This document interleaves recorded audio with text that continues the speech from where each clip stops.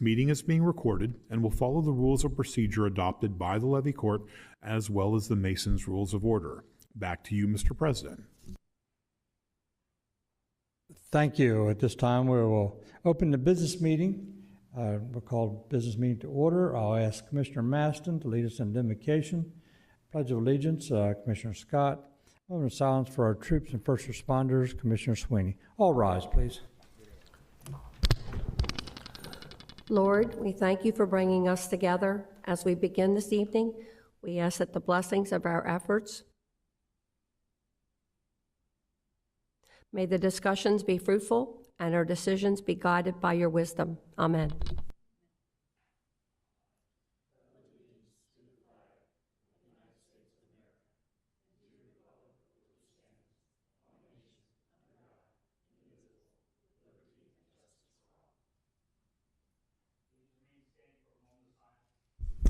Please remain standing for a moment of silence to honor our law enforcement, military, firefighters, paramedics, and other first responders who have given their lives in the line of duty. Please remember these individual first responders who died in the line of duty. Keep their families in your thoughts and prayers as they deal with the loss of their loved ones. Deputy Sheriff Brandon Cunningham from Paulding County Sheriff's Office in Georgia. Patrolman James Crowley from Chicago Police Department. Investigator Taylor Jameson Bristow from the Carroll County Sheriff's Office in Georgia. Police Officer Austin Mashitar from San Diego Police Department, California. Investigator Wayne David from the Metropolitan Police Department in Washington, D.C. Police Officer Darren Lee Burks from Dallas Police Department. Officer Felicia Carson from the Osage Beach Police Department in Missouri. Police Officer Zane Coolidge from the Phoenix Police Officer, Arizona. Police Officer Jamie Roman from the Philadelphia Police Department. Corporal Brandon Schreiber, Newton County Sheriff's Department, Indiana, and K-9 Odin from the Alton Police Department, Illinois. Firefighter Roderick Lambert from Wayne Township Fire Department, Indiana. Firefighter Matthew Foran from the New Bedford Fire Department in Massachusetts. Fire Police Officer Brian Peak from the Goldsboro Fire Company in Edders, Pennsylvania. Firefighter Recruit Cody Treach from the Rural Metro Fire Department in Tucson. Firefighter Daryl Helton from the Belfry Volunteer Fire Department in Kentucky, and Battalion Chief Christopher Eddy from the Greene County Fire Rescue in Greensboro. Also, since our last meeting, we also lost a firefighter here in Delaware. Tommy Berry, firefighter from Georgetown and Ellendale Volunteer Fire Companies. Also, logistics technician for the Sussex County Paramedic Service, died after stopping to assist at a two-vehicle accident in Sussex County. Mr. Berry received life-threatening injuries and passed away after an electrical pole snapped in half, bringing down electrical wires. He's a great loss to the county of Sussex and to the state of Delaware. We'd also ask that you keep the Hall family in your thoughts and prayers tonight. Commissioner Jeff Hall, his father passed away yesterday, and they are in grief for the loss of Mr. Hall's father.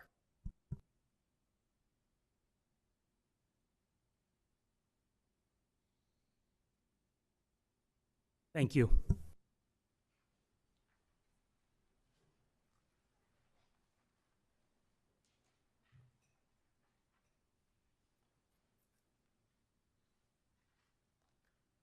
Give a roll call, please. Ms. Tanaka stepped away, so Commissioner Angel? Present. Commissioner Hall is absent due to family issues. Commissioner Hertz? Here. Commissioner Maston? Present. Commissioner Sweeney? Here. Commissioner Scott? Here. President Pepper? Here.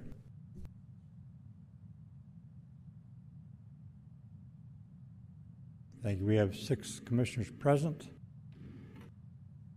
Any agenda additions or deletions?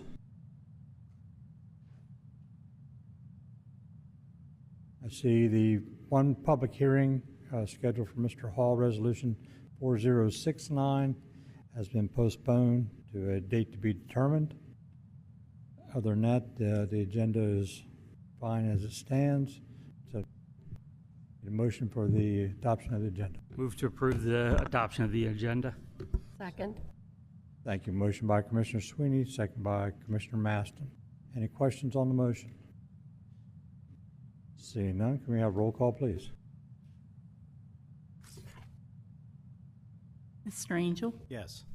Mr. Hall? Absent. Mr. Hertz? Yes. Mrs. Maston? Yes. Mr. Scott? Yes. Mr. Sweeney? Yes. Mr. Pepper? Yes. Mr. President, roll call reveals 6 yeas, 1 absent. Thank you. This evening's agenda has been approved. I need motion on the consent agenda 24-07, which consists of approval of levy court business meeting minutes from July 30th, August 6th, and August 13th, 2024. Move to approve, Mr. President. Second. Thank you. Motion by Commissioner Angel, second by Commissioner Sweeney to approve. Any questions? Seeing none, can we have a roll call, please? Mr. Angel? Yes. Mr. Hall? Absent. Mr. Hertz? Mr. Hertz? Yes. Mrs. Maston? Yes. Mr. Scott? Yes. Mr. Sweeney? Yes. Mr. Pepper? Yes. Mr. President, roll call reveals 6 yeas, 1 absent. Thank you. Roll call reveals the consent agenda 24-07 has been approved by levy court. The next item on the agenda is public comments on agenda items. If now's the time to make a public comment, if you want to comment on something that's not covered under a public hearing on this evening's agenda. So we'll allow a few minutes for those that would like to make a comment about this evening's agenda. Please come forward.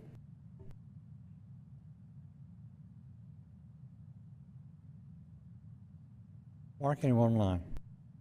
If there's anyone joining us online that would like to make public comments at this time, please indicate by raising your electronic hand or pressing *3 if you're joining us by phone.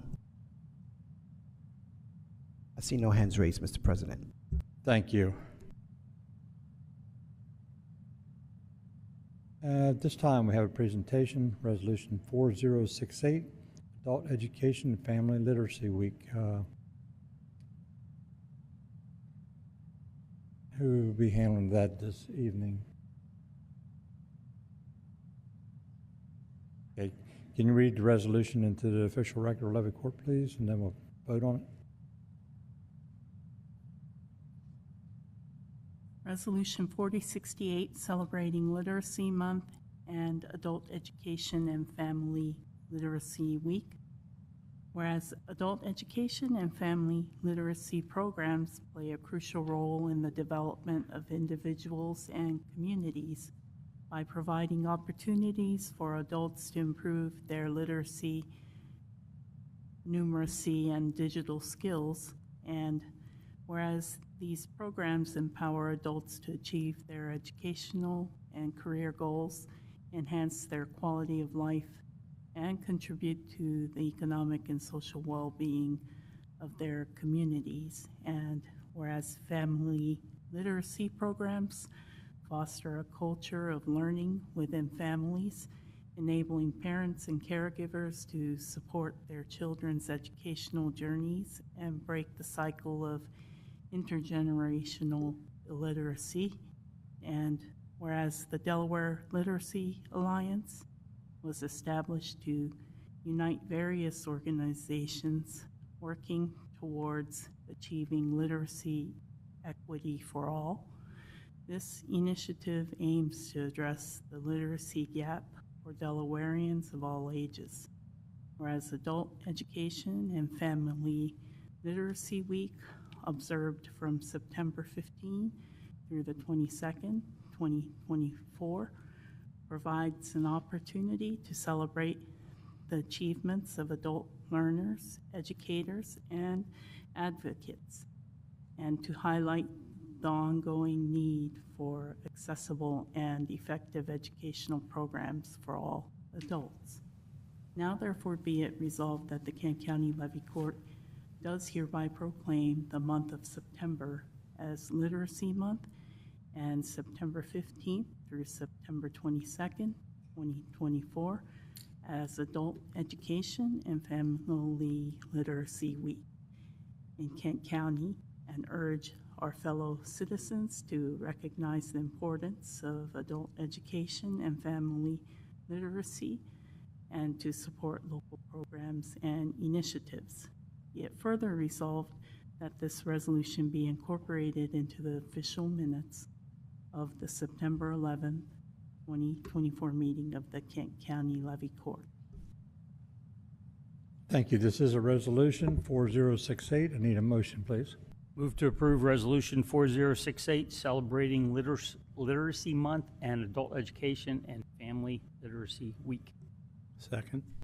Thank you. Motion by Commissioner Sweeney to approve, second by Commissioner Angel. Any questions on the motion? Seeing none, can we have a roll call, please? Mr. Angel? Yes. Mr. Hall? Absent. Mr. Hertz?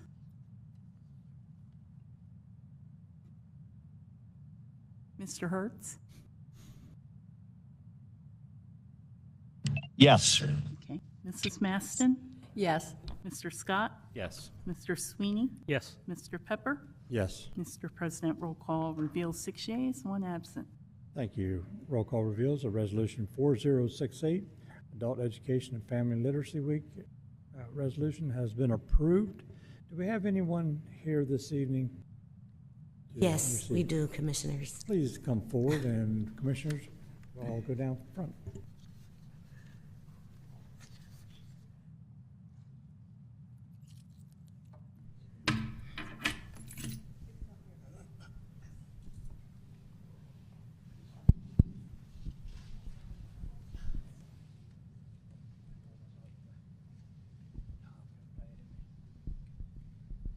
Thank you. Still works.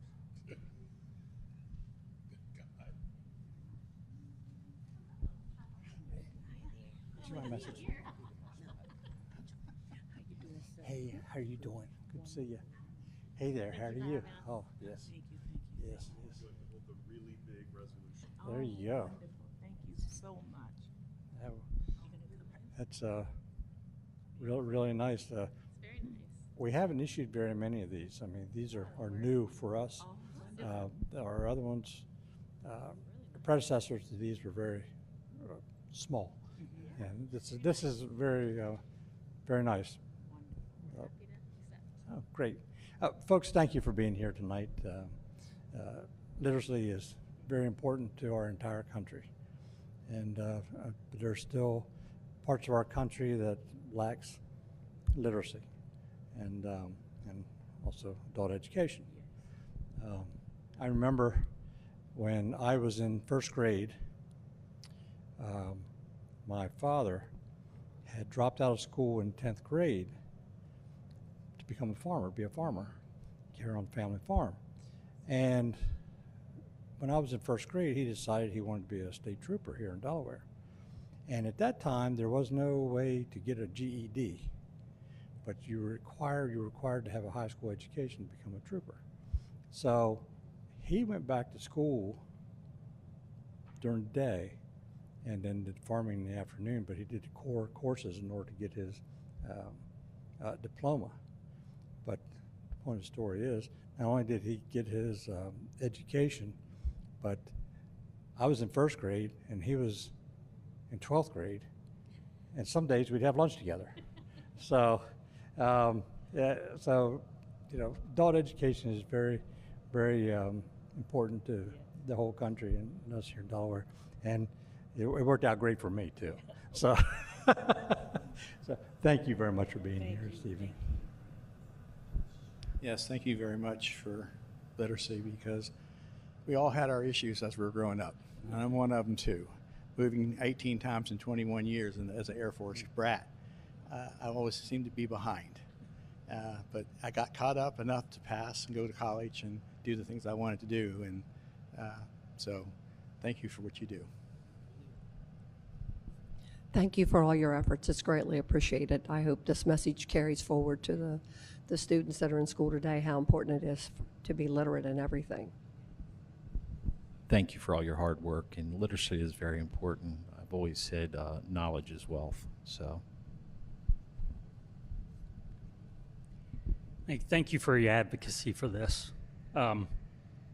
It's funny that as Lori was reading the resolution, which I'm sure some of the whereas came from your mission statement and from how much they align with the comments I've made with people about why they should continue to pay school taxes.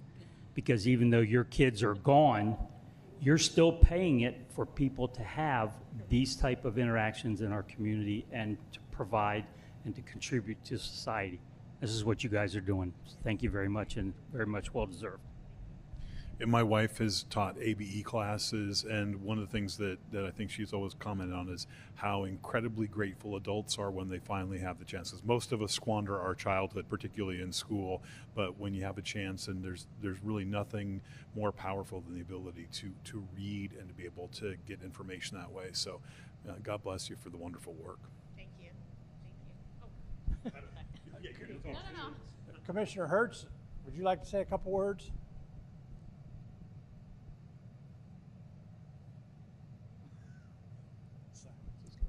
Commissioner Hertz?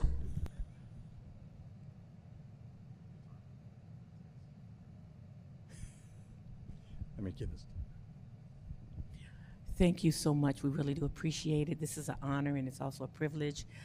We do have over 4,000 individuals statewide that we provide high school diploma, James H. Grove, GED preparation, and also English as a second language to those that have other languages. And next week starts our Family Adult Literacy Week, where we have over 100 families that are involved in learning along with being caregivers with their children.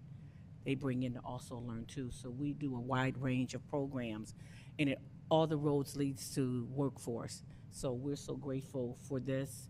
It's such a blessing. And also our counselor here, Erica Dennis, she has a lot of information also with the students.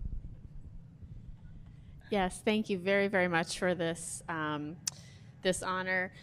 Like Ms. Joyce said, we have 4,000 families in the state of Delaware, but there are still thousands and thousands more out there that need our services. So things like this and these proclamations give us the opportunity to continue to advocate and continue to share the information and share the news about our program. So we thank you very much for your support, your continued support, and we'll get back to work tomorrow, recruiting more and more. That's what we do. So thank you guys. Thank you. Thank you.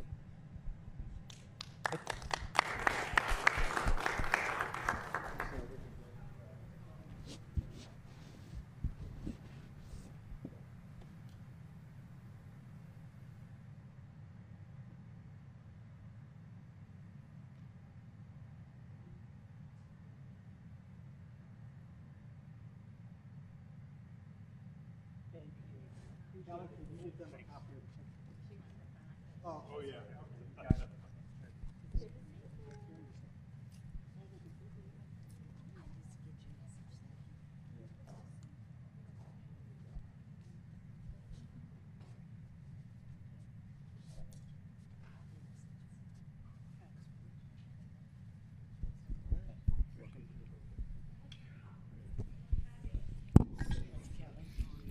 I'll begin with you, Lexi. You look so pretty tonight. Get out of town.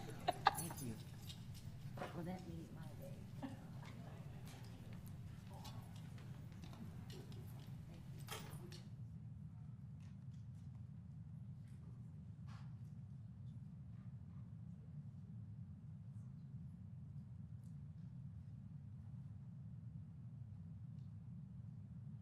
Okay, at this time, had a public hearing scheduled. However, it has been postponed to a later date.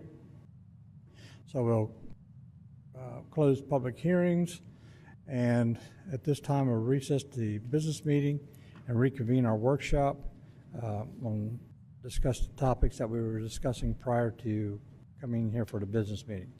So take a recess for the business meeting. We'll stay right here and reconvene the business meeting, go back to where we were, which we were still discussing the CAI amendment.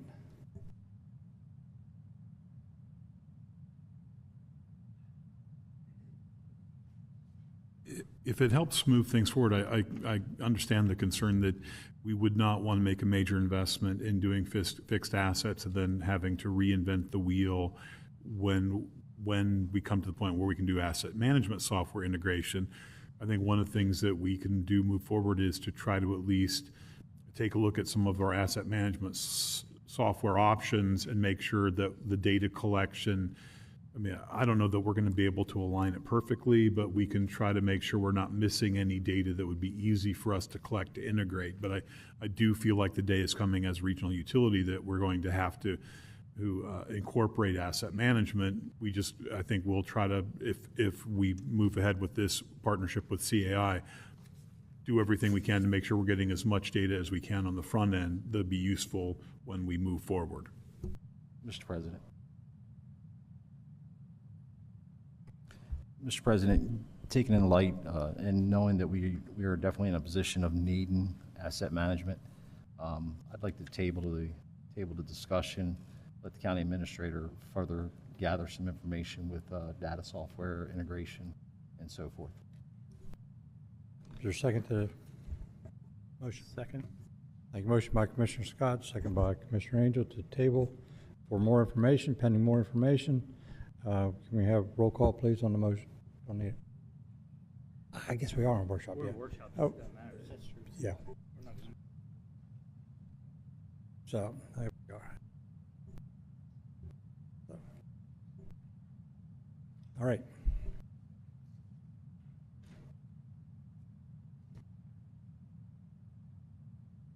Okay, next item on the agenda, FY 2020, FY 2023, General Labor and Equipment Contract Change Order Number 3, Contract Extension, Georgia and Lynch Incorporated.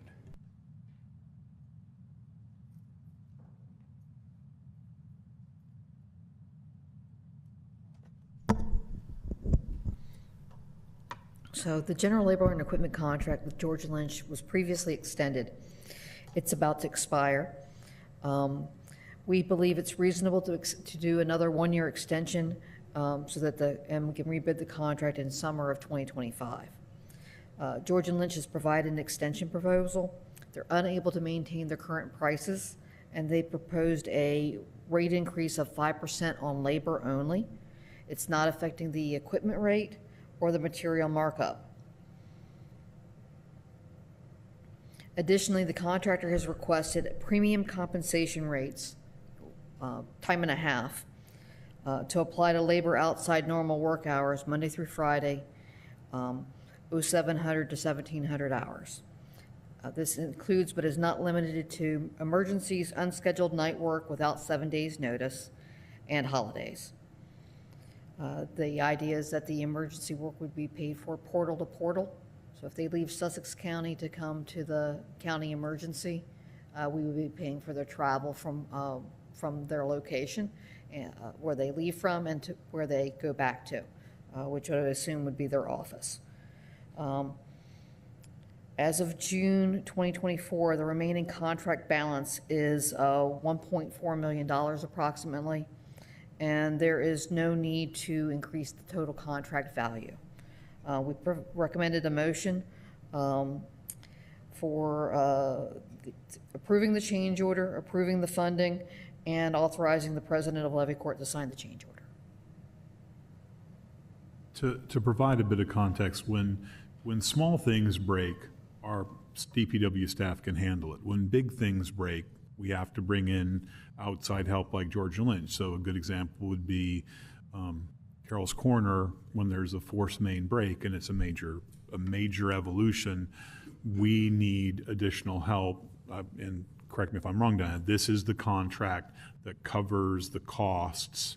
So we've negotiated the terms, so when they come in and help us fix like a major force main break, we have a basis for which those costs are allocated and charged to us. So it's a fairly standard process for a utility to have private contractors available that they can call to assist on these kind of things. So that's sort of the source of the contract itself.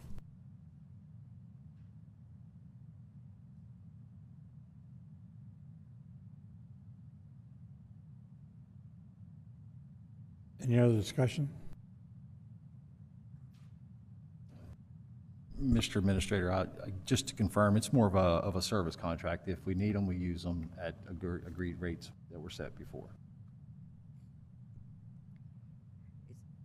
Yes, it is. We need them and we use them, but it's not just for emergencies. So if we need assistance at a pump station, we schedule work with them. If we need some work at the plant, such as the utility relocation for the biosolids capacity expansion project, we schedule that work.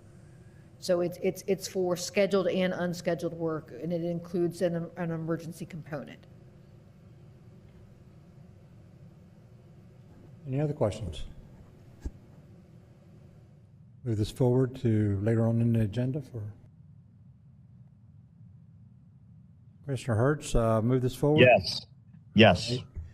6 votes to move this forward to later on in the agenda for action. Okay, next item on the agenda is tax payment plan for seniors. Mr. President. I asked to have this put on because we were getting a lot of calls. And unfortunately, by law, we have to follow the law in order to do this. At the same time, I think we need to go to our legislators and our senators to look at that law, to have something put in there, built in, especially during a reassessment portion. Because some people got hurt, whether it be seniors or farmers, whatever, businesses even. It's across the board, because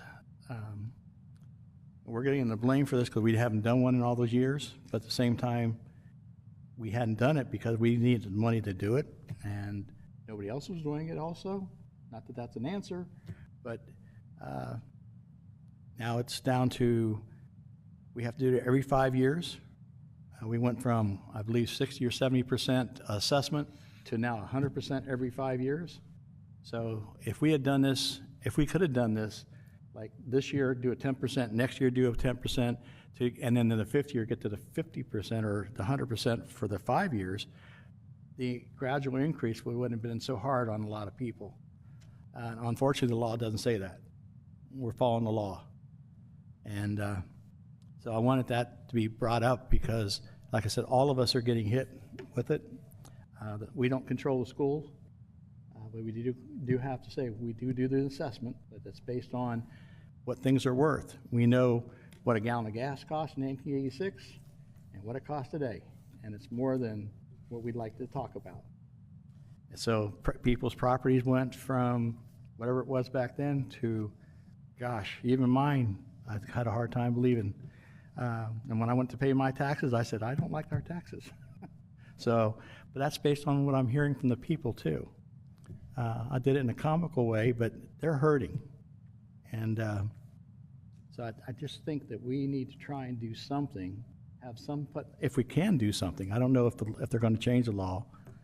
That's up to them, but I think we need to have a little leeway there so that people that have hardships, proven hardships, that they don't get hit so hard and not get penalized on top of it. So that's why I asked to have this brought up in public and have a discussion, and I hope there's something we can do. I don't know. I'm going to turn to our attorney and get his legal opinion on this while we're discussing it. So is there any chance of us moving something forth? Maybe not this year, but getting it done so we can? Because I know next year people are going to have, in January, they can start for next year, they can actually go back and put a amendment in, right? Appeal it. So. Working on a few of those right now, just a few though. Well, I know they could appeal it, and they came in and they did that, but we hadn't set the rate.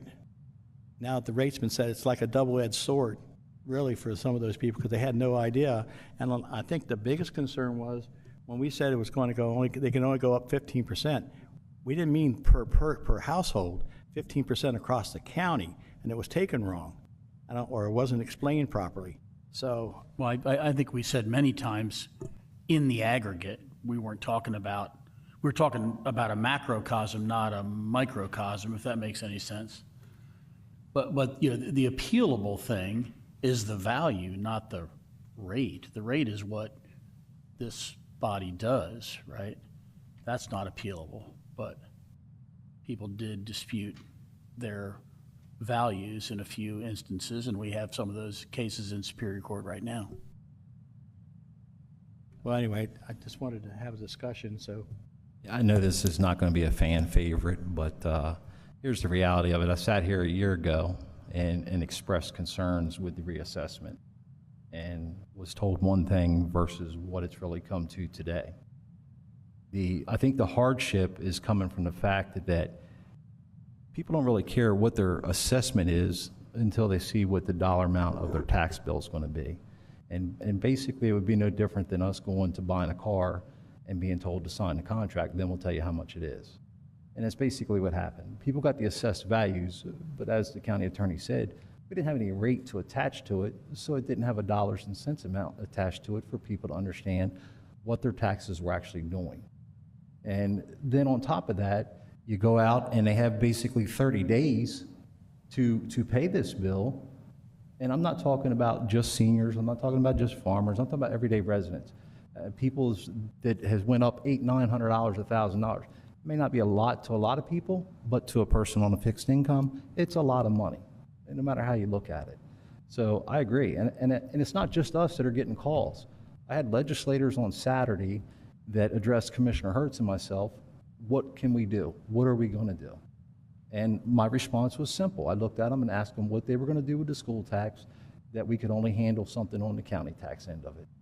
They didn't realize that.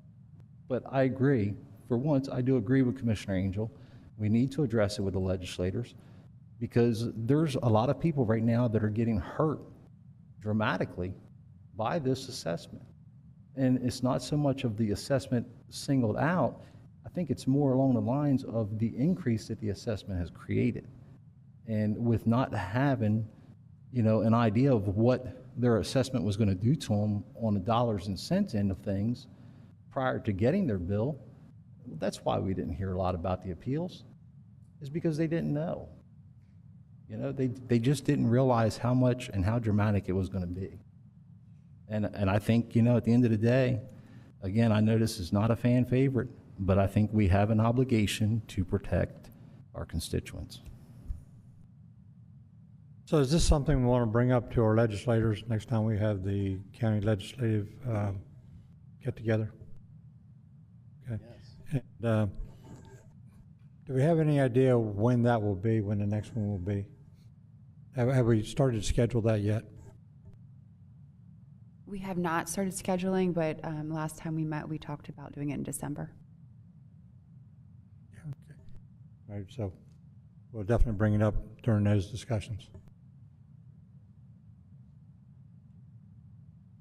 We do have a request from the Poultry Growers Association for Delmarva for a meeting because the property owners who own poultry houses, particularly the newer ones, experience a significant increase. But yeah, discussing this with Craig, most of these issues are things that are dictated by state legislation, not that the county has any control. So I think the Poultry Growers Association understands that if they want some kind of differential tax treatment, which would apply both to potentially our bill, which is only a small portion of the average tax bill, roughly 85% is the school tax, it would apply to them, because even if the county could provide some kind of substantial relief on the levy court's percentage of a tax bill, that's really not enough to make a difference for most property tax owners. Lori's going to schedule the meeting with the Poultry Growers Association representatives, and I believe there's a couple of state representatives who may be attending that. So, and I'll defer to Craig on this. I believe that until the legislature reconvenes, the only possibility would be some kind of emergency legislation. Right. Yeah, and I don't think that emergency is going to necessarily happen, not by the legislation that I was speaking with on Saturday. Unfortunately, I don't think that's going to that would take place, especially now. Well, and I did reach out to both Newcastle and Sussex because we're a year ahead of them because they both asked for the delay. So we're experiencing this now. But as I understand it, particularly from the Poultry Growers Association, Sussex has a much larger poultry operation. So I'm going to guess that the legislation that will emerge, I'm assuming in January, February, will probably try to address the future-looking tax year. As part of what I tried to explain to the poultry growers today is it took a Herculean effort for our finance office, tax and assessments, to meet the requirements of the assessment, to get the tax bills mailed, and we're still dealing with it. And I certainly appreciate anybody who received an unexpected tax increase, but I think, and Susan can confirm this, I think our numbers are pretty sound in terms of the net amount that we collect will be about what we, so that there's not a true tax increase on the whole, but that individual property owners, I talked to a property owner today who owns a home that's paying $500 less in property taxes because it turned out well for them, but for everybody who pays $1 less, there's somebody who's going to pay $1 more. And, and also, Mr. President, there's been some question with some data and some charts that have been provided as well on consistency of values with several properties. Then after careful review, I have to agree that there is a question on some of the consistency of values. And again, back to the poultry thing, I think part of the problem is the heavy increase that a lot of those took right now, and they're in the middle of flocks. So they've got chickens in that they're not going to get paid for until they go out, and then they've been hit with the heavy increase. I think that's where a lot of the poultry line is coming from. They don't like the increase. I think a lot of them understand and respect the fact that, we had a 35-year-old assessment, and I think they respect that.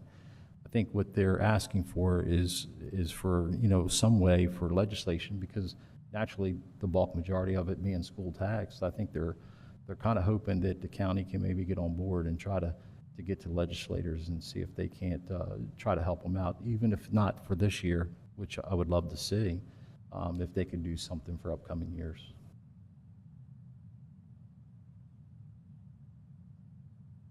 Yeah, I've talked to quite a few of our state legislators, and to be honest, they're looking at it, there's not much they can do. And the reason I say that is because once you go after something specific like exclusion of ag buildings from assessment, small business people are going to come back and say, wait a minute, that farm's nothing but a small business. What are you going to do for us? Because we got hit hard too. We go to them, then the seniors are going to say, well, I'm on a fixed income. You didn't do anything for me. You got to do something for me. And now you're heading down a very slippery slope that, unfortunately, I think that their position is going to be. Yeah, well, my recommendation definitely wasn't for just farmers. It was for countywide, for everybody. Right, but my statistics don't bear out that more people got hit hard. The average increase or decrease on all commercial properties of all the ones that I did was about $25,000 a year. Right, but you're taking, and I don't want to call specific big conglomerates out, but you're right. And the reason why is some of these big businesses, Dover Downs and stuff, they went down. They went down by thousands of dollars. Hundreds of thousands of dollars. But what happened was some of the other businesses that aren't quite that big, theirs went up 600%. Mr. President, we may have someone in the audience with the Poultry Growers Association, if you'd like to.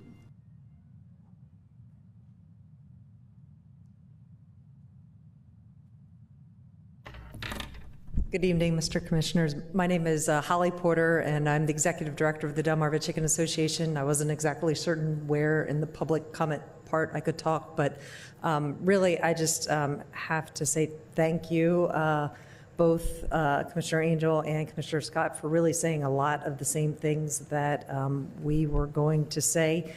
We recognize, again, the law that required the assessment. You got to see what you got. We recognized, again, the issues, around that. I think we have a lot of questions on how the assessment evaluation is done. I mean, if you cut it down. So again, I think there was a lot of question around how the evaluations were done or assessments were done on agricultural properties in particular. I will say that we've also taken a look at a number of our grower members in Kent County, and of the numbers, more than 50% of the ones that we had increases of anywhere from 50 to 200% increases. We did have a small handful that had decreases. Those decreases were 2 to 12%. So again, we definitely are seeing a lot more of a disproportionate number. Again, we are happy to take a look. We are also talking to legislators. I'd like to hope that emergency legislation is not off the table at this point in time. But I do think that there are a lot of concerns, and we really do appreciate hearing that you are also having those conversations, and we want to be there to help and to see if there is anything that can be done currently, as well as, again, having major discussions with Sussex County as they move forward, because Sussex County is still the #1 chicken county in the United States, and we really want to remain that way. So, thank you. Thank you. Any commissioner have any questions for Ms. Porter while she's here? Mr. Angel? Yes, Ollie. Many years ago, when we had the AFPOs for Kent County, when we were collecting, when development was out of control, we collected monies for schools, the farm, So, and then the chicken houses came up, and they were getting hit hard on that. And Levy Court looked at that because it came back that the farmers said, "We don't have educated chickens." Yes, my predecessor is the first to say that chickens don't go to school. So, okay. Yes. So, because some of these commissioners weren't there when I was here. Yeah. So, but anyway, having said that, I still see something happening. I just don't know how it's going to happen. I'm just hoping that we can build forces behind us too, and to try and get there. I just feel that this year was not the right year. That's the only way I can put it. I didn't know we had a choice. I mean, I was told after we would do this, we would go into, nobody ever really explained that we didn't have to do it this year. Not that I recall, or Tyler never brought it up, or even any issues that this could happen like this. So I'm just hoping that the North and South counties, above us and below us, are learning from it, so they can deal with it a little better. And I'm sure it's going to happen the same way though, because the amount. Most of the people that I've been talking with, and as Commissioner Scott said, they're looking at the total bill. If you look at the county tax, it's so low, people don't realize. They just see the bill. Right. Even the people that come here from New Jersey think it's a monthly bill, and I have to tell them, no, that's for a year. Right. So that's the comical part, but at the same time, it gets a point across that I guess communication still needs to be worked on. That's the best way I can say it. Yep. No, we appreciate that. And again, I don't think that we're necessarily looking for not paying taxes by any means. But I think really it's that the fact that most of our folks receive these the middle of August and it's due September 30. And, even on a personal note, if I had a tax increase of 100%, I don't know how I'd pay that, let alone a small business that is not anticipating that. So, again, with it being a odd year because of the reassessment, I guess that's where, the conversation comes up. And again, looking at the state law, and we really have appreciated Mr. Decker, Mr. Ellis, and the information, and looking at the state law, knowing that on September 30, if your taxes aren't paid, you could see a 10% penalty on top of that. That's really throwing salt into the wound as well too. So, yeah. When you said 100%, are you talking the total bill or just your residence portion? Oh, no, these are the farm portions, so it's interesting. Many of our farmers, their residential may be around the same or small amount. Their farm portion is what has gone up. And that has, again, for many of the folks that we've talked to, and we've got a big old spreadsheet going. My government affairs manager, Grayson Middleton, who I know many have talked with, really has dug into this and done a great job. And, again, we've looked at the total increase, but we've also looked at, where the school district part was. Honestly, we originally thought maybe this was targeting one particular school district, but that's not what we're seeing. It is, there's one that tends to be higher, but we also have more numbers from there. But it seems to be across the board with all of the school districts. As I understand it, I mean, some of this is due to how low the assessments were on some of the structures, because talking to Cheryl Bundick, who works in our assessments office and is very knowledgeable, there were poultry buildings that were assessed at like $1 a square foot, which is just an incredibly low valuation. So anything that brings it up to some kind of replacement value, and I guess not to try to be a Pollyanna, but the good thing about our situation is we're figuring this out now in time for the state legislature to address it before something happens with Sussex and Newcastle. So all this information is sort of coming to light. So if there is going to be some kind of legislative action, this is, I guess we're effectively the early warning system for the rest of the state. You do a great job of spinning that positively. I'll give you that as a communications person. But no, you're right. And again, that discussion about the replacement value. The replacement of value is the highest possible value that you're ever going to have. Chicken houses don't appreciate. My residential house appreciates. Not the case with chicken houses. They depreciate. So that replacement value is, again, and if that is how all ag buildings were assessed, that really, truly was not the best method of assessment for ag buildings. And again, we're still learning and trying to piece this together to better understand, but that's what we're gathering at least. But the, if I can just interject, the nutrient management infrastructure, that remains exempt entirely from the property tax, right? What is the nutrient management? A manure storage? Manure Yes. storage?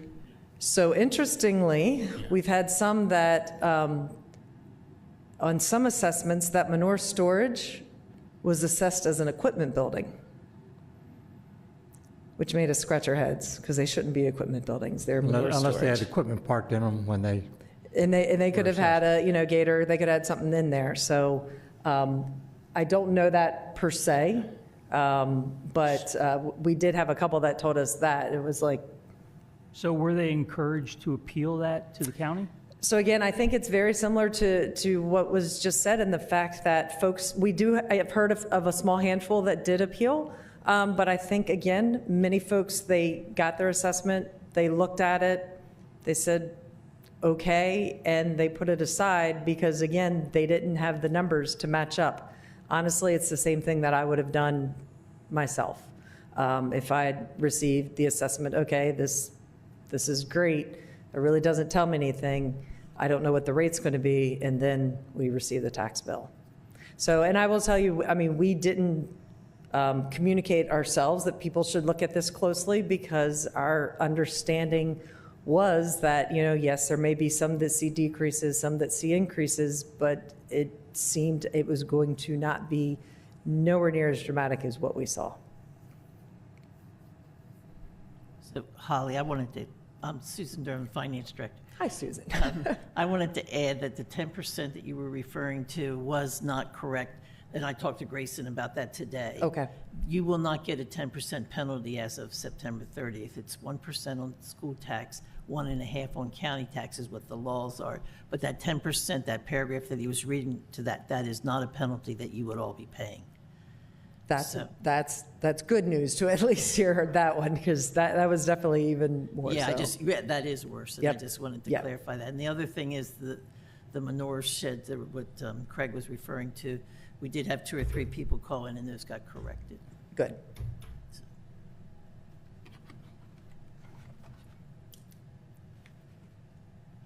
there's a 2019 Superior Court case that I was involved with, Spence versus Kent County Board of Assessment Review, and it related to the storage and so forth, and it clarified, reclarified that element of the farm infrastructure is exempt from taxation. Good to know. Thank you. Again, I Stranger? appreciate all of your time. Commissioner Angel has a question. Yeah, well, it's not a question, just a quick statement, and I just learned of this too, is that a lot of people are underinsured on their homes even before we did the reassessment.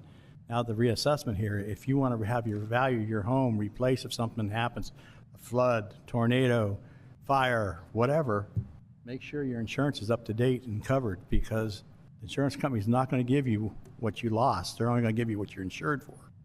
So that's just a public comment, just to make sure you're insured properly too. Thank you. Thank you very much for being here tonight. Okay.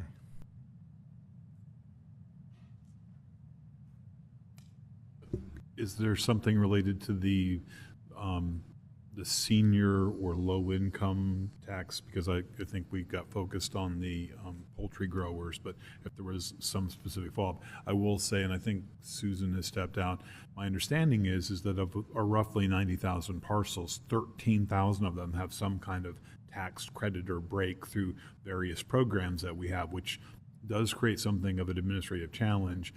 So there are mechanisms in place, but again, if there's additional tax credits or breaks, Susan, do you think that number is correct, roughly 13,000? Yeah, but I believe some of those programs are very specifically products of state legislation. So if you want a more generous tax break for, let's say, low-income seniors, I believe that also would be a subject for the legislative luncheon or some kind of discussion at that point.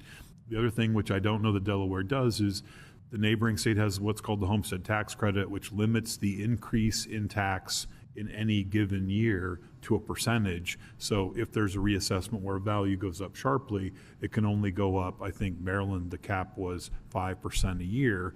So you would eventually pay a greater amount of tax, but it would be phased in over time, which may require some special programming for our tax software, but that's another approach that some states have used. Mr. President, also Susan, just to clarify something, the school tax credit for the seniors right now is a percentage, 50% of the So if we needed to get that more in line of today's times, then we would just need to go through legislation, correct?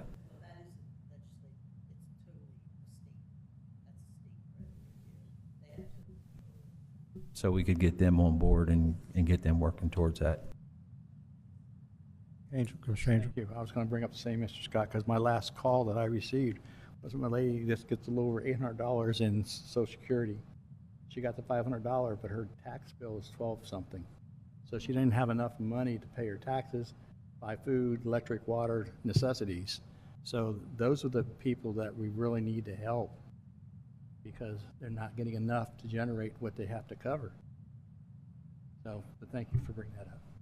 Mr. President, I think that the bottom line is that we know a third went down so that they weren't affected. A third roughly stayed the same, probably not going to be affected.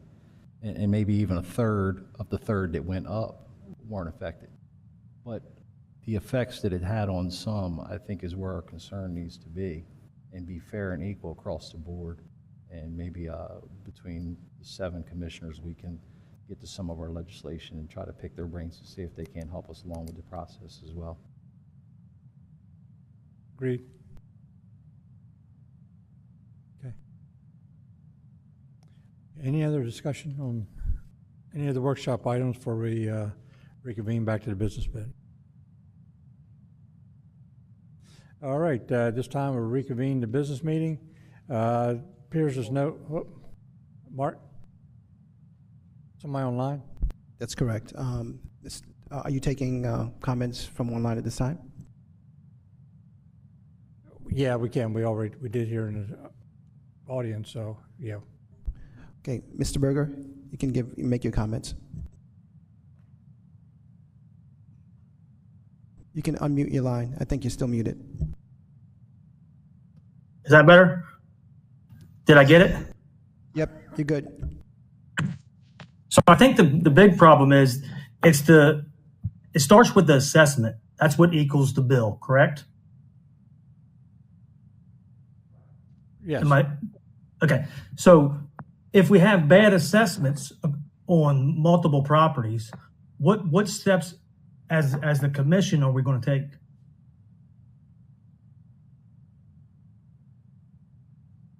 We keep pushing this back to the legislator, but the Kent County has hired Tyler Technologies, correct?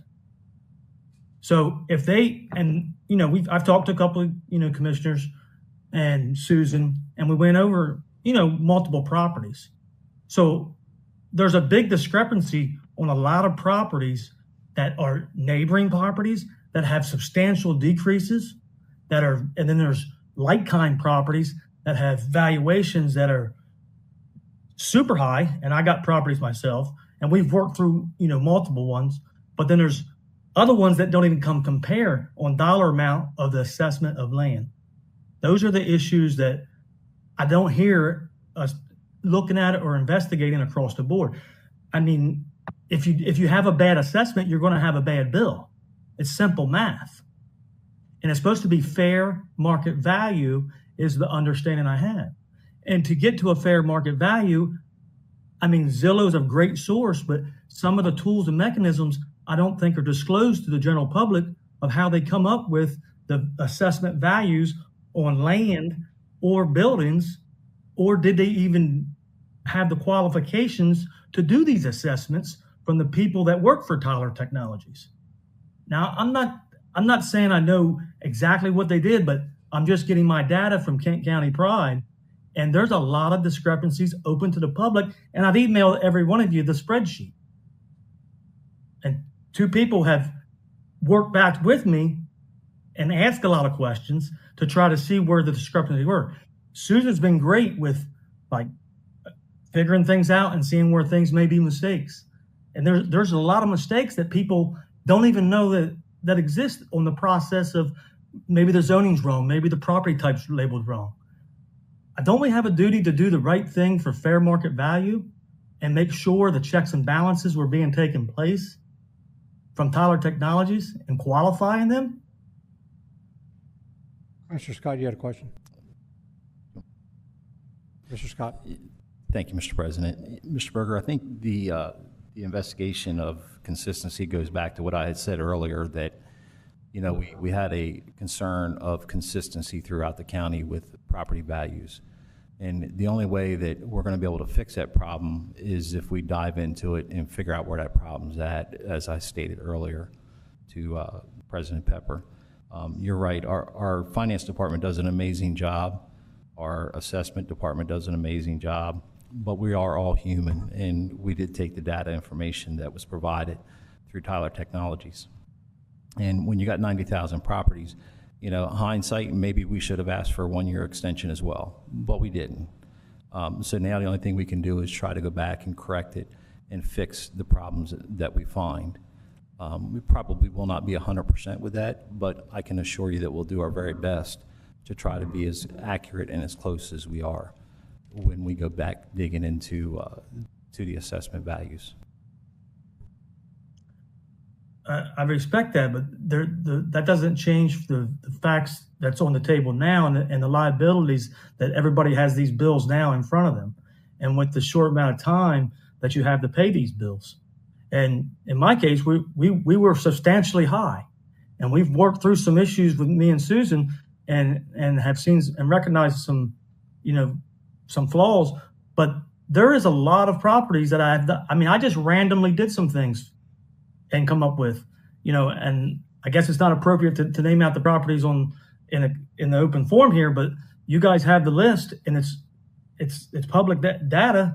I mean, how can 2 properties side by side come up with valuations of the land, assessed values of land? How can they be so substantially different and they're neighboring? I just don't understand that there's no recourse when you get this information put to you. This is Ken Decker, the county administrator. There is recourse because every year you have the opportunity to appeal your assessment. And with the Tyler process, data mailers were sent to nearly 90,000 different, or regarding 90,000 different properties. There was an informal review process, there was a preliminary hearing process, there was a formal appeal process, and our county attorney is representing us in Superior Court because some people have chosen to take their appeal to Superior Court. So whatever happened for this year, if there's data or information or evaluation that you feel is incorrect, we'll have the same appeal process in the coming year, and you'll have a chance to make your case before the Board of Adjustment Review or Board of Assessment Review to make a correction or an amendment to your assessment. So every year you're going to have the opportunity to present your case and to seek some kind of redress in front of a citizen board. And we had 67 of those in the first 10 days of May. But there's no recourse for this year. We're talking future. Now, correct. Exactly. That defeats the purpose of the hardship for this year. You can't, I got hit with on one property, 1,300% increase, 400% increase on another one. My average was 600%. I went from a $2,800 bill before our corrections to like almost $22,000 in totality on 4 different properties. If there's an error, our staff can make a correction in data because we don't want to bill someone for taxes if somebody forgot to put the decimal point in the wrong place. And I believe, and Susan can speak to this much more articulately than I can, that when we receive information that we find is an error, I think we're very expeditious in correcting it. When there's a question about the methodology or about comparables, that's what the appeal process does. And when the appeal process is over, it's a legal thing. When the door closes, legally we don't get to open it until the next tax billing cycle. So it's just, we're bound to follow the law like everyone else. Yeah, but I think, you guys already stated about how the door was shut and then you got your bill, correct? So that's the problem. The dollars and cents came after the assessments.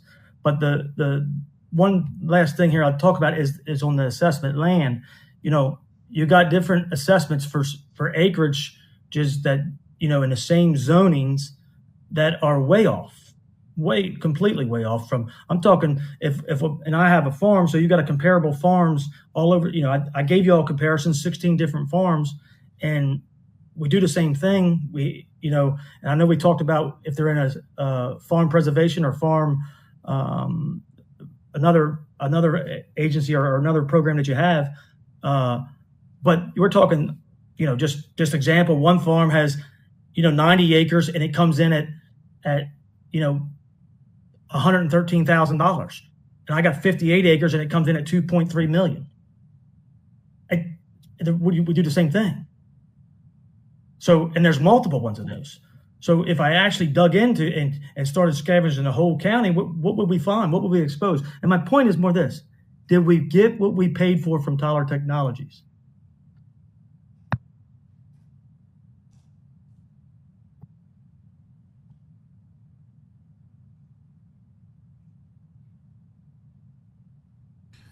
Well, I guess as the county administrator, I feel like the amount of data that we have, and working extensively with the assessment office and the people at Tyler, that when you do 90,000 separate pieces of property in a county, you're never going to reach perfection. But in terms of the effort, and if I was asked and to testify under oath, I would say the quality of the data that we have now is far better than the 1987 data we were working off of before. So there's no such thing as a perfect tax system, but the information we have in our database now is far more accurate than it was previously. So we can and again, that doesn't mean that everything is going to be to the nth degree, but we found a lot of errors, mistakes, things that needed to be corrected and updated. So, and honestly, even whether we thought it was worth it or not, we had no choice because we were court ordered to undergo this process. So all things considered, I think we're in better shape now than we were, and that every year that passes from now, we'll continue to improve the data, refine the process, and try to create a more fair and equitable tax system for the county. I totally agree as to every particular, sir. Hey, I would like to, just to finish up, as Mr. Scott and Mrs. Masson, we have shared the same concerns on the data I sent you as far as assessment valuations. That's correct. So as I asked the whole commission, we have, I've only talked to 2 commissioners. There is a concern of, did we get what we paid for as far as accuracies? I mean, there's a different, it's fair market value is what the law is the way I understand it. And, I'm taking, what people tell me from the commission side. Fair market value is what your property, your land and your building is supposed to be assessed at. Mr. Berger, the other thing with this whole thing is yes, do some of us feel that there was some inconsistencies? Absolutely. The cold hard reality of this, and I thought about this all night coming up and the whole time I've been here tonight, the reality is we had about approximately 90,000 properties of data gathering that had to be input into the system that took approximately about 1.5 years to get that information into the system. And as much as it hurts me to sit and say this, the 90,000 properties are not going to be reevaluated, in a 2 weeks period. It would be great if we had the ability to do that. I do think we're going to try, which we'll talk to the other commissioners, it may not fix this particular year's tax base, but the possibility of getting it out and advising people that if they have a concern or if they have a discrepancy of the value of their home, which reflects back to their tax dollar amount, that they need to file an appeals process by December 31st, I believe is what it is. January 1st. So January 31st. So we could then, I mean, like I said, it doesn't put any kind of ointment on the pain for this year. And as the administrator said, if we find a discrepancy, then I feel very confident that the county will have no problem going back and making the correction on your property as well as your taxes, even the taxes you paid, et cetera. I feel completely confident with that. It's just going to take a little bit of time to comb through, and the easiest way that folks can help us do it is by bringing the properties to us that they feel are inadequate or inconsistent. Well, but I agree, but I also agree from the county standpoint that some of these substantial businesses that dropped substantially as a county risk, are they going to look at the county and say, have we been overcharged for the last 10 years or 5 years or, whatever annual, for Dover Downs to drop $600,000, what are they thinking? I mean, you got Walmart, that have dropped substantially, and their valuations, if they're not correct, that's where I look at, like, as far as the assessment not being correct, we got a big problem if they're not correct.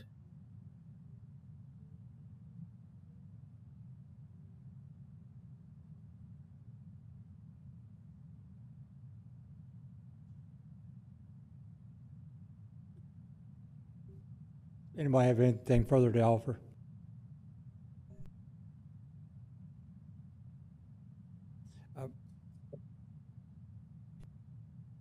Mr. Berger, thank you for joining us tonight.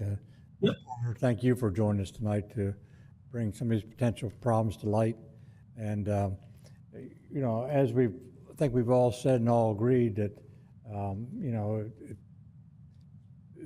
all this is worthwhile to look into and see if there's anything we can do as a levy court, or if it's got to be done through legislature. So, but we don't have closed minds. We all have open minds, and we're willing to look into it and see what we can do, if anything. But again, thank you both for being here tonight. We really appreciate it. Bring this to our attention. We really do. Thank you. Okay. Mark, is anyone else online? Okay, thank you.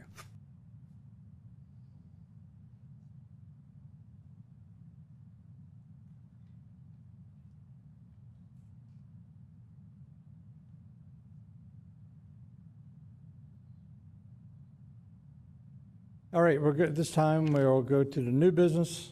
Commissioner Maston, you have a couple introductions there. If you would do that, please. Thank you, Mr. President. Introduction of Ordinance LC 24-26, an ordinance to amend the comprehensive plan map designation and the official zoning map of Kent County, Delaware, pursuant to the provisions of Kent County Code, Volume 2, Chapter 205, Zoning, Article 4, Section 205-8 and Section 205-9, and Article 28, changes and amendments effective December 1st, 2000 as amended. Reference CZ 2409 K. Hobnanian for public hearing on Tuesday, October 22nd, 2024 at 7 p.m. Next introduction. Item 2, introduction of ordinance 24-28, an ordinance to amend the comprehensive plan map designation and the official zoning map of Kent County, Delaware, pursuant to the provisions of Kent County Code, Volume 2, Chapter 205, Zoning, Article 4, Section 205-8 and Section 205-9, Article 28, changes and amendments effective December 1st, 2000 as amended. Reference CZ 24-10, Magnolia Volunteer Fire Company Incorporated for public hearing on Tuesday, October 22nd at 7 p.m. Back to you, Mr. President. Thank you. Continuing with new business, we'll go back to the workshop action items. And item number 1, funding for electric departmental trucks, EV grant, Sheriff's Office. Commissioner Angel, will you make the motion on that, please?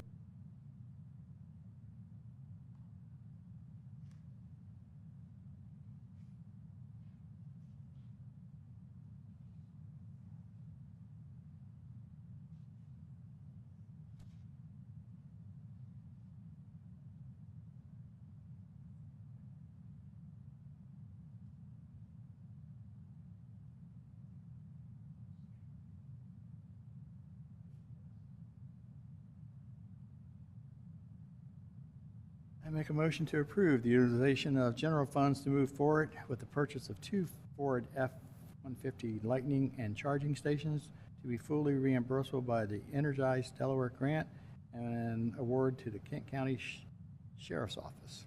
Second. All right, heard the motion. Anybody have any questions on the motion? If not, can we have roll call, please? Mr. Angel? Yes. Mr. Hall, absent. Mr. Hertz? Yes. Mrs. Maston? Yes. Mr. Scott? Yes. Mr. Sweeney? Yes. Mr. Pepper? Yes. Mr. President, roll call reveals 6 yeas, 1 absent. Thank you. Roll call reveals motion passed. Item number 2, Commissioner Scott, will you handle that, please? Thank you, Mr. President. The first one would be make a motion to approve carpet tile replacement. Move to approve Corporate Interiors as the vendor for replacement of carpet tiles at a cost of $28,436.33. Second. Thank you. Motion by Commissioner Scott, second by Commissioner Maston. Any questions on that motion? Seeing none, can we have roll call, please? Mr. Angel? Yes. Mr. Hall, absent. Mr. Hertz? Yes. Mrs. Maston? Yes. Mr. Scott? Yes. Mr. Sweeney? Yes. Mr. Pepper? Yes. Mr. President, roll call reveals 6 yeas, 1 absent. Thank you. That motion passed. Motion number 2. Motion to approve acoustic wall panel replacement. Move to approve Corporate Interiors as a vendor for replacement of acoustic wall panels at a cost of $37,016.98. Second the motion. Thank you. Motion by Commissioner Scott, second by Commissioner Angel. Any questions? Any questions on the motion? Can we have roll call, please? Mr. Angel? Yes. Mr. Hall, absent. Mr. Hertz, Yes. Mrs. Maston, Yes. Mr. Scott, Yes. Mr. Sweeney, Yes. Mr. Pepper. Yes. Mr. President, roll call reveals 6 yeas, 1 absent. Thank you. The second motion also passed by Levy Court. The third item was not moved forward. The fourth item, general labor and equipment contract change order. Commissioner Hertz isn't in the room, so Commissioner Angel, will you handle that, please? Thank you, Mr. President. Move to approve change order number 3 for fiscal year 2020, fiscal year 2023, general labor and equipment contract, extending the contract with George and Lynch Incorporated from October 1st, 2024 to September 30th, 2025, with revisit unit prices shown in change order number 3, table A, and time and a half compensation as requested. Funding shall be sewer fund operating revenue or other funding as specified by the project fiscal year 2025 and fiscal year 2026, and authorize the President of Levy Court to sign change order number 3. Second? Thank you. Motion by Commissioner Angel, second by Commissioner Masson. Any questions on the motion? Seeing none, can we have roll call, please? Mr. Angel, Yes. Mr. Hall, absent. Mr. Hertz, Yes. Mrs. Maston, Yes. Mr. Scott, Yes. Mr. Sweeney, Yes. Mr. Pepper. Yes. Mr. President, roll call reveals 6 yeas, 1 absent.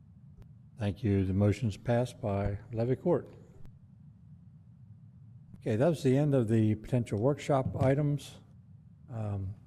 Other business, do we have need for executive session this evening? No? No. Okay.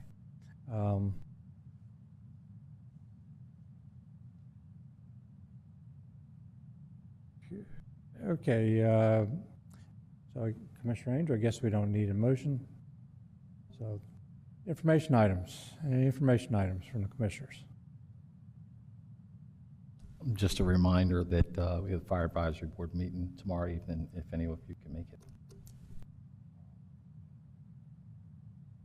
Right, public comments, any public comments?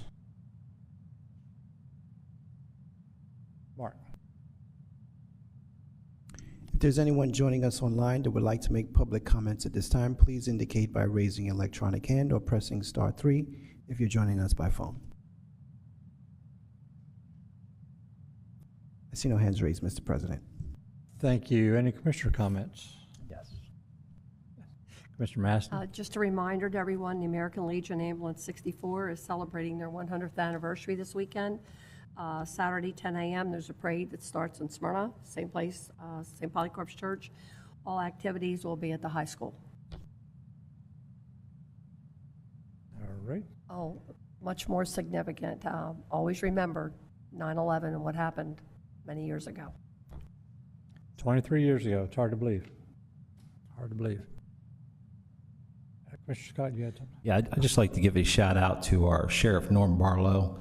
He took a lot of time and effort and energy and was able to secure grants for the electric vehicles that you heard a motion on tonight. So thank you, Sheriff, for all your effort and everything that you do for us as well. Commissioner Angel, do you have something? Just want to make a statement. With all the things going on for reassessment and taxes, and when I left the state and I came back, it says tax-free state coming back into Delaware. I think the sign needs to be changed almost tax-free, because we have taxes now on the road tax, we have reassessment taxes, we have taxes to pay on your vehicles. So I think we need to look at changing that or making something different, because it's not tax-free. No, it's not. Somebody's paying it. Any other commissioner comments? I'd like to congratulate Commissioner Sweeney on his win. Thank you. It was a very sizable win, made a statement, as you always do in your district. Your constituents obviously think a lot of you, and you represent them well. So thank you. Thank you.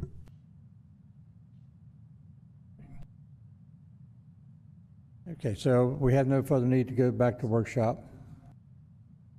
All right, need a motion to adjourn. Motion to adjourn. Second. All those in favor, aye? Anybody want to stay? Don't sound like it. Thank you.